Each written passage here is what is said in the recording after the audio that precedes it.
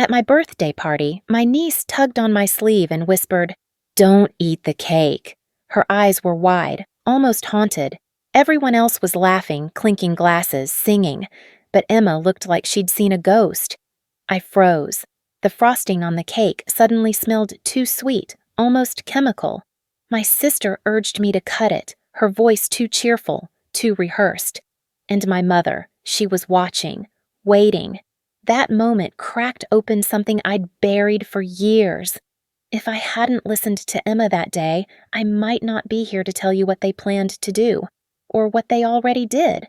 They said 35 wasn't a milestone, but my mother threw a party fit for royalty. The backyard was transformed with strings of warm lights, white tablecloths, a hired quartet humming Vivaldi in the background. Every flower in bloom had been imported from somewhere expensive. People I barely knew raised champagne flutes and called me Golden Girl.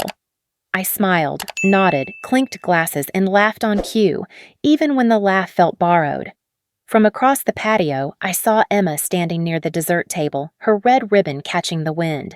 Her tiny face looked pale, her eyes fixed on the towering birthday cake like it might explode.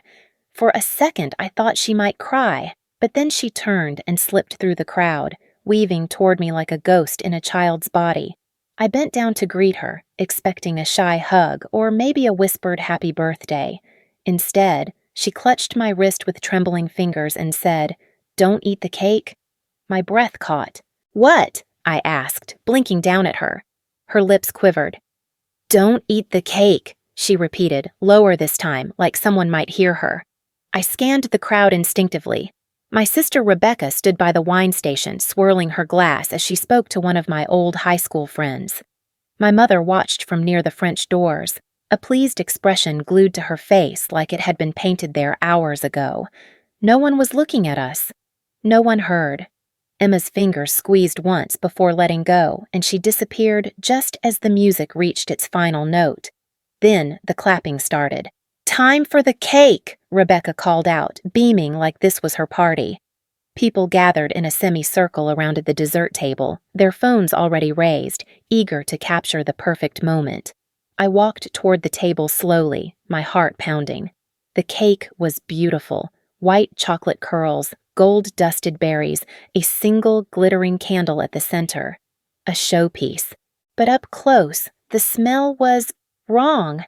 It had a sharpness under the sweetness, something minty, metallic. My tongue tingled just being near it. I glanced at my sister. She smiled, motioning for the knife. My mother stood beside her, hands clasped together like a priestess ready to bless a sacrifice. The frosting sparkled under the fairy lights. I forced a smile and picked up the knife. Everyone shouted, "Make a wish!" I closed my eyes, not to wish, but to buy time. Emma's voice echoed in my mind. "Don't eat the cake." I opened my eyes and sliced through the top tier. The crowd cheered. Plates were passed, laughter resumed. Rebecca handed me the first slice, and I noticed her hand lingered just a beat too long. Her nails dug slightly into the edge of the plate. I took it, hesitating. "You're not eating?" she asked. "Not hungry yet," I lied. My mother's eyes narrowed slightly, but she said nothing. Emma stood behind the table, peeking out from under the curtain of her bangs. I gave her the smallest nod. She disappeared again. I moved through the party, pretending to mingle, pretending to laugh. I kept the plate with me, untouched. Each conversation felt like a test. My mother complimented my dress. Rebecca toasted me again. An uncle I hadn't seen in years said I looked less pale these days. Every word grated. Every glance felt weighted. And then came the part I hadn't expected. They all started eating the cake. One by one, forks raised to mouths. No one hesitated. No one gagged. No one died. For a moment, I wondered if I'd lost my mind. Maybe Emma misunderstood something. Maybe I imagined the smell. Maybe Rebecca and my mother weren't watching me too closely. Maybe I wasn't the problem. But then I saw my mother whisper something into Rebecca's ear, and the two of them laughed, just once, just enough. It didn't reach their eyes. My fingers itched to throw the plate into the garden. Instead, I tucked it into the trash under the pretense of helping clean up. My mother caught me doing it. She said nothing, but she saw. That night, in the quiet of my apartment, I sat in the dark holding a glass of water and listening to the sound of my refrigerator hum. My phone buzzed. One message. It was from Emma. A drawing, crude, in crayon. A woman with red hair like mine, lying in bed, her eyes X's. A cake beside her. Rebecca and my mother standing over the bed, their mouths curved in smiles that didn't match their eyes. I stared at it until the glass in my hand went warm. The next morning, I wrapped a slice of cake in plastic and drove it to a private lab 30 minutes outside the city. I didn't tell anyone. I didn't trust anyone. The technician took the sample with a raised brow, and I told her it was for a food sensitivity check. I paid in cash and used a fake last name. It felt dramatic, paranoid. It also felt necessary. For 2 days, I waited. I tried to distract myself. Emails, clients, pretending to be interested in curtain fabrics and rug swatches. But everything felt brittle, fragile. At night, I couldn't sleep. I kept picturing Emma's drawing, the red-haired woman lying motionless. My face. The lab called back on the 3rd day. "We found nothing concerning," the voice on the phone said. "No drugs, no allergens. It's a regular cake." I thanked them, hung up, and stared at my reflection in the microwave door. I should have been relieved. Instead, dread pooled in my stomach. Because now I had 2 options. Either I was losing my grip on reality, or they were much better at hiding things than I thought. I went back to the footage from the party. My home had been wired with a few cameras for security, most pointed outside, but one in the kitchen faced the counter. I scrolled through the video. Hours of nothing, people chatting, glasses clinking, someone adjusting the flowers. Then, at 4:17 p.m., my mother entered the kitchen alone. She moved slowly, deliberately. She stood in front of the fridge for several seconds, then reached into her purse. Her back blocked the camera, but her hand came out holding a small glass bottle. She leaned down, fiddled with something, and slipped the bottle back in. A minute later, Rebecca walked in, laughing about something. My mother smiled like nothing had happened. I replayed it 10 times. I couldn't see what she touched, what she added. But the bottle was real.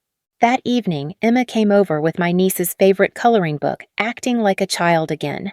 But her eyes still held that quiet storm.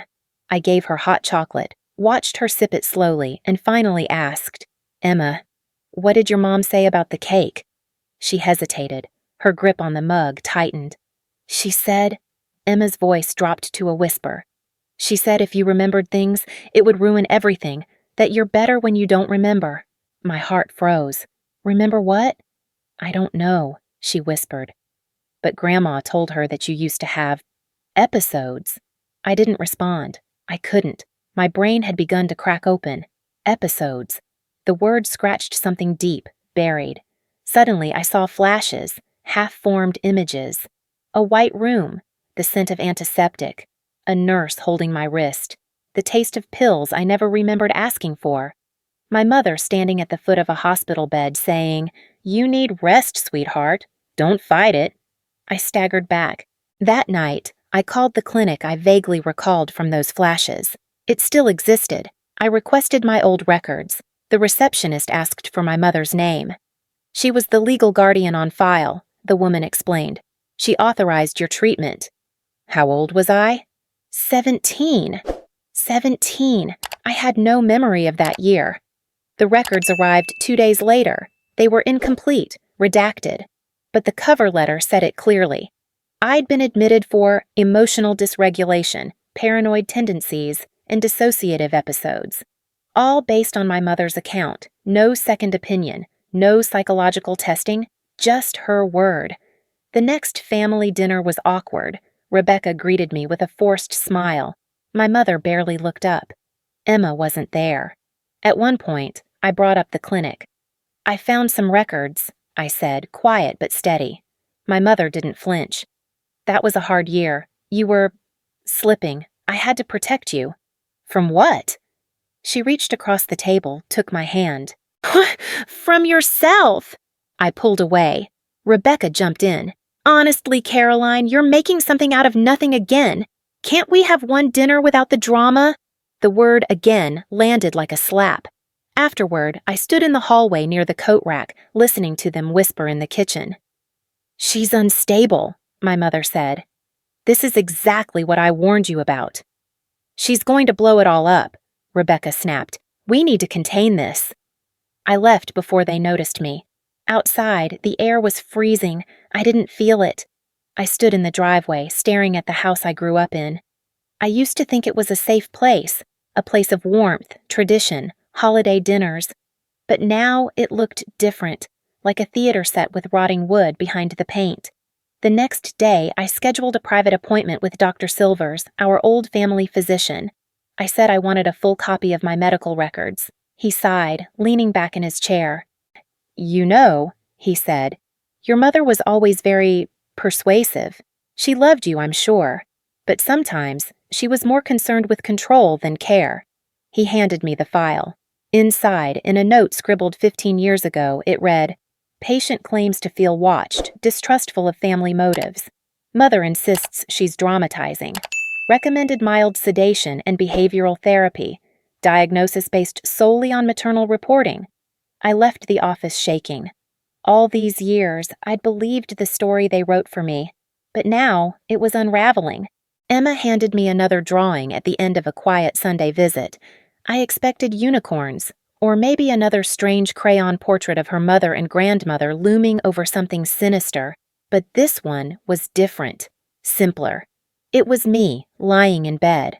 My eyes were closed, marked with 2 X's. The cake sat beside me again, only this time it had a skull on it. You drew me asleep? I asked, voice tight. Emma didn't look up. Not asleep. You weren't going to wake up. My throat closed. That night, I pulled out the records from Dr. Silvers and cross-referenced dates. Something didn't line up. According to the documents, I'd had a follow-up appointment just 3 months ago, one I'd never scheduled, never attended. The notes claimed I was increasingly erratic, distressed, and possibly a risk to herself or others. It was my handwriting on the signature form. But I hadn't signed anything. I scanned the paper into my laptop and ran it through a signature comparison tool. The results were inconclusive, but deep down, I already knew. Someone had forged it. I dug deeper. I accessed the family legal folder my father kept in his old safe, a code only I and Rebecca knew. Among outdated tax returns and dusty investment records, I found a document folded inside an envelope labeled Revised Last Will and Testament. My hands went cold before I opened it. The original will had listed both me and Rebecca as equal inheritors. This one didn't. My name had been cleanly struck through. Rebecca was listed as sole executor and beneficiary. I stared at the black line over my name. A line meant to erase me from something I'd helped build, a life I was part of. By Monday, I couldn't eat. I couldn't work. My design firm called to ask about my absence on a major project. I didn't answer. My inbox filled with unread emails. My phone buzzed constantly with well-meaning friends who couldn't understand why I'd disappeared. And I had.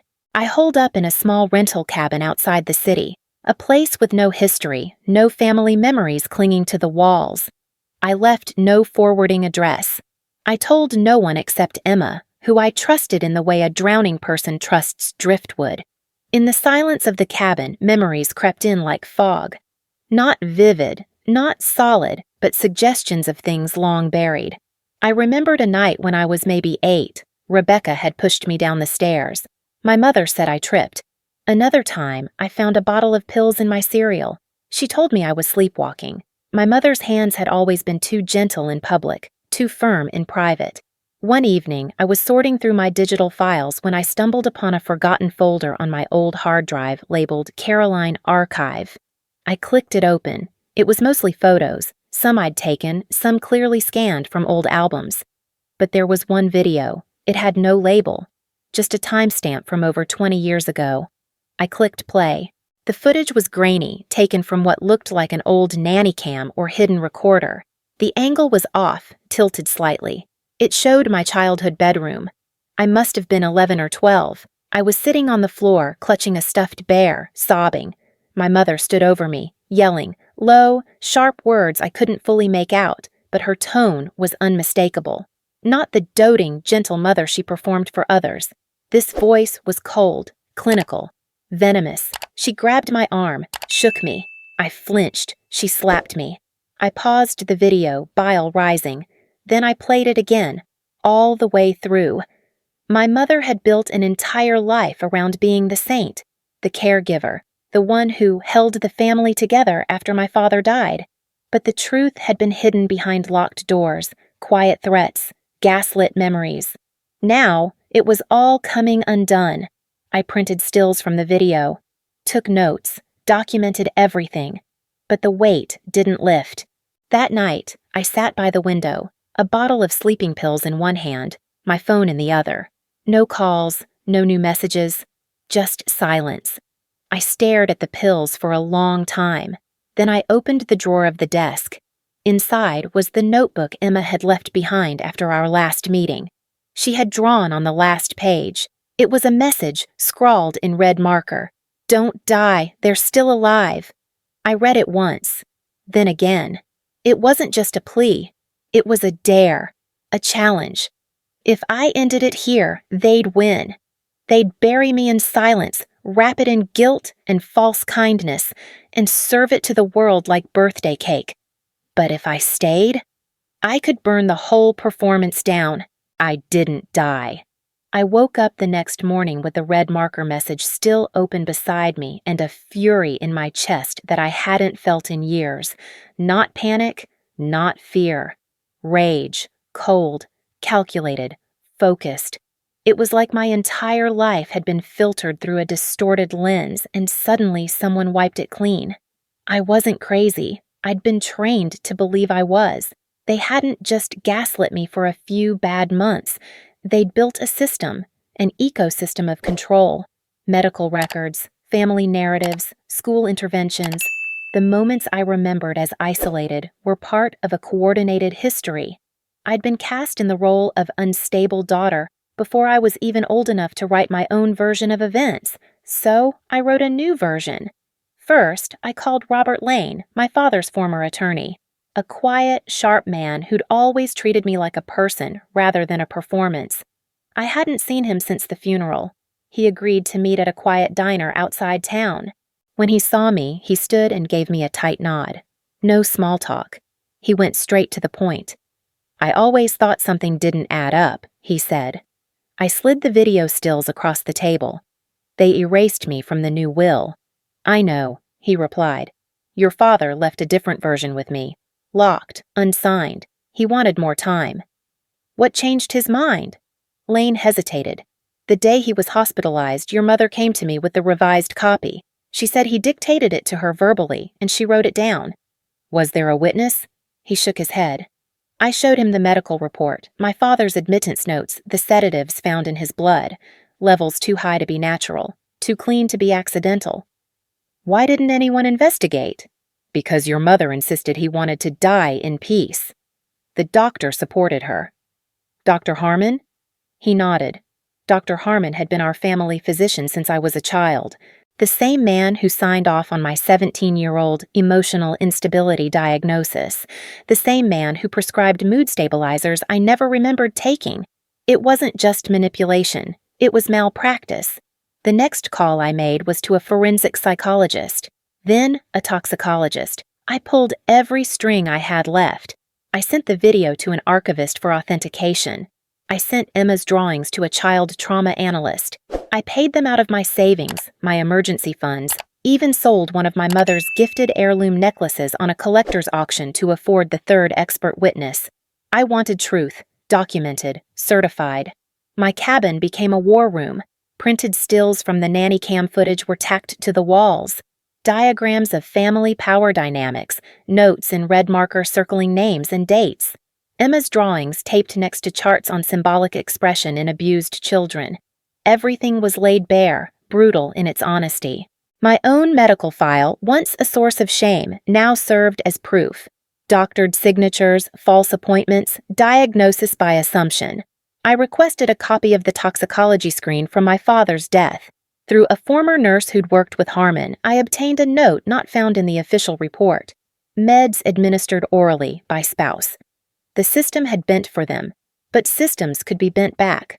When all the files were gathered, the experts deposed, and the documents notarized, I sealed the copies into identical folders, one for my attorney, one for the court, one for the press, just in case, and one for them.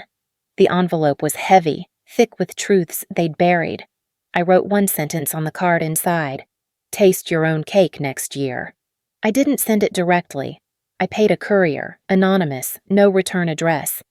It would arrive on my mother's birthday, the same day they claimed Dad revised the will, a full-circle message. Later that evening, I sat alone on the porch of the cabin, watching the wind shake the leaves loose from brittle branches. For the first time in months, I wasn't afraid of being watched. I was finally the one doing the watching. And I saw it all for what it was. The lies they told weren't random. They were strategic. Rebecca and my mother needed me to play the unstable sister so they could secure control of the narrative, the assets, even Emma. They used gaslighting not just to confuse me, but to create an entire architecture of discreditation. So when I finally remembered, no one would believe me. But now I had evidence, and I had timing. Emma still sent me messages, drawings mostly. One showed 2 women behind prison bars. Another was a birthday cake on fire. I smiled when I saw that one.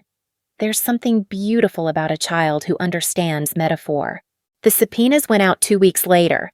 The first was for Rebecca. The second for Evelyn Whitmore, my mother.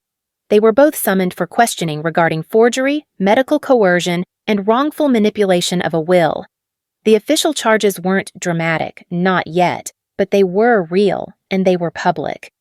I didn't tell them it was coming. I didn't have to. I imagined the courier sliding the envelope under their door just as they sat down for morning coffee. I wondered if my mother's hands trembled, or if Rebecca tried to spin it into another act of my instability. They'd been so careful for so long, so poised. The community knew us as the Whitmore women, refined, generous, accomplished. But now, with a single court date on record, the cracks started to widen. And then the media found out. A local paper picked up the filing first. They ran it under a polite headline, Family Dispute Over Estate Raises Eyebrows. But within 48 hours, it was everywhere.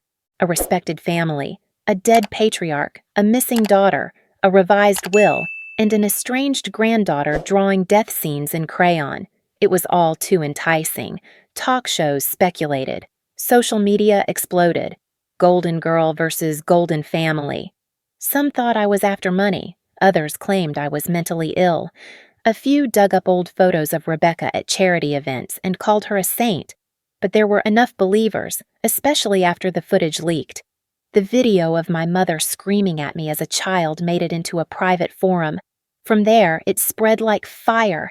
Even pixelated, her rage was unmistakable. The voice that told bedtime stories now barked commands and threats. The hand that poured tea also raised to strike. No one could unsee it. When the court hearing began, the room was packed. Press lined the back wall. Family I hadn't spoken to in years sat in silence. My attorney laid out the evidence methodically. One by one, the pieces fell into place. False diagnoses, forged appointments, contradictory medical notes, the original will, and finally, the toxicology inconsistencies in my father's death. Then came the twist I hadn't expected. A former nurse who worked with Dr. Harmon testified under oath. She remembered a conversation with Rebecca during my father's final hospital stay. Rebecca asking if increasing sedatives would make him sign faster. It was subtle, easily dismissed, but combined with the forged will and the toxicology report, it lit a fire under the judge's seat. In the final week of hearings, an anonymous tip, never confirmed but undeniably pointed, suggested that my father had attempted to revise the will back to its original form shortly before his death, but was too sedated to follow through. I stared across the room at my sister. Her face was pale, still, unreadable. My mother wouldn't look at me. I half expected her to scream, to perform, to twist the narrative one last time. But when the judge asked her to speak, she simply said, "I was protecting what was mine."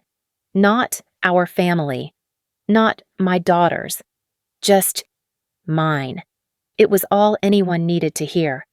The ruling was swift. The revised will was declared invalid. The assets were to be divided equally between me and Rebecca, but a civil suit for damages was pending. The judge acknowledged clear evidence of psychological abuse, coercion, and medical manipulation. It wasn't the criminal conviction I wanted, but it was a public reckoning, a permanent stain. Afterward, my uncle pulled me aside. He didn't say much, just, "I should have said something years ago." Then he walked away. One by one, the extended family began to retreat from my mother and sister. Invitations dried up. Support vanished. The same community that once praised their image now treated them like a cautionary tale. And then, a month later, I got a call from Dr. Harmon's clinic. My mother had been admitted. They said she'd been found wandering outside her gated community, disoriented, unable to remember her own address. Early onset Alzheimer's. The diagnosis was fast, brutal, irreversible. When I visited, she didn't recognize me. I sat beside her in the common room, watching as she toyed with a plastic fork. There was cake on the table, a small slice, vanilla with mint frosting. She stared at it like it might come alive and devour her. I said nothing. After a moment, she pushed it away and whispered, "Don't eat the cake." I stood, walked out of the room, and never returned. Rebecca moved to another state shortly after. We don't speak. Emma lives with me now, happy, safe, healing. She still draws, though the subjects have changed. Less death, more trees, more stars. Justice didn't come as a hammer. It came like erosion, slow, steady, unstoppable. And in the end, the ones who built their power on silence were undone by the one voice they couldn't control. Mine. The official paperwork arrived on a rainy Thursday afternoon. A plain envelope government issued. Inside it was the letter that made everything real. The court had awarded me full legal guardianship of Emma. I held the document in my hands like it was made of glass. Emma was upstairs, humming to herself as she rearranged the bookshelf in her room. Her room. Light filtered through her window, warming the walls where she'd taped drawings of stars, birds, and a tiny fox in a party hat. She'd started sleeping through the night again.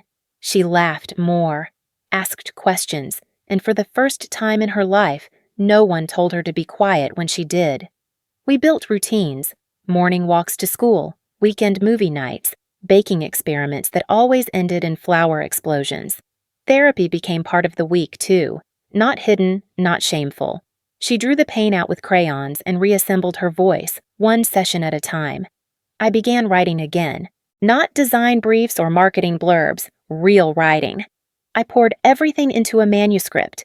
Page by page, memory by memory, I reconstructed the story they tried to bury. I wrote about the cake, about the voices that silenced mine, about the soft-spoken cruelty dressed in pearls and rehearsed smiles. I titled it The Birthday Cake That Bled. A small publisher picked it up, then a big one. Within 6 months, it was everywhere, on shelves, in blogs, in book clubs. Survivors wrote to me, therapists quoted me. And most meaningful of all, people whispered the same thing. I thought I was the only one. One letter hit harder than the rest. It came from a teacher in Ohio. She wrote, "Your story made me realize I wasn't protecting my niece. I was enabling her mother. We're getting her out. Thank you." The book wasn't revenge. It was exposure. And exposure, it turned out, was freedom. People asked if I felt vindicated, if winning the case, if exposing the truth, made it all worth it. I told them no. It didn't undo anything. It didn't erase the years I'd doubted myself, or the nights I'd nearly disappeared from this world. But it gave those years context, meaning. It gave me a mirror I could finally look into without shame. More importantly, it gave me purpose. I used the book's earnings to launch The Second Flame, an organization offering legal, psychological, and transitional support to victims of familial coercion and emotional abuse. Not all trauma wears bruises. Not all prisons have bars. The center opened in a modest building downtown. Nothing grand, just clean rooms, warm lighting, bookshelves lined with resources. Survivors came in whispering and left speaking.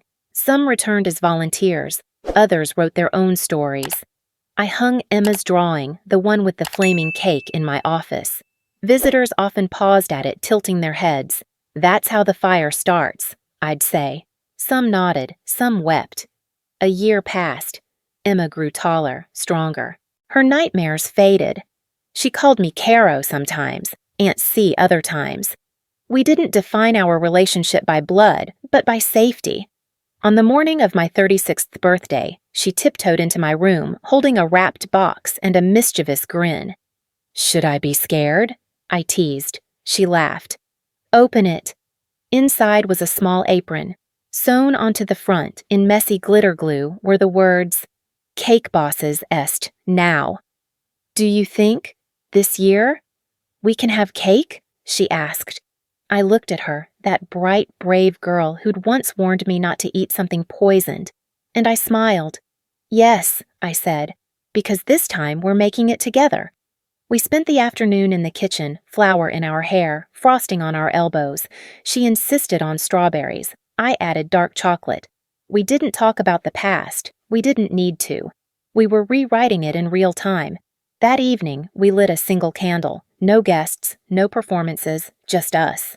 Before I blew it out, I looked at her. "Make a wish," she whispered. I didn't close my eyes, because everything I could have wished for was already sitting across from me, alive and grinning with frosting on her nose. Maybe you've been told the cake is a gift, a symbol of love, of celebration, of sweetness shared. But some cakes are laced with expectation, with silence, with control. And sometimes surviving means learning how to bake your own.